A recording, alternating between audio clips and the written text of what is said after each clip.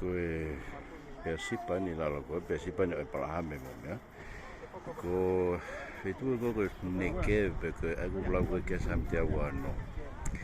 ane ko ngai ta fenga vai e feitu'u ko Tonga ko feitu'u to ko le pe ni ta ha le feitu'u fatonga no fena palahame mamata ke toa fa ko to pe ko fonua na ta fa gang he o toa mana asa ke no ko fonua te ma ko fonua na ma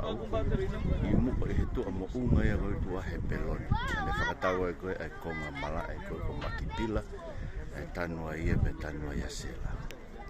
ia okay ka wa brai ko to ne ko mena la ki ai ne ko ne mo ko bebe na so ka pa ha ko to pe ko fu to afa kana e Mo'oni ke te ia palo mesi ko tua e folofola e tua hanga he o tua ane mo'ona ko nuan pa whakamunu ia te ngai matakari ko tua pako sisu Christ ko hoko mai tu e koloni ia ko toi toenga pe ia no tau whawhetai ke more palo mesi ta mai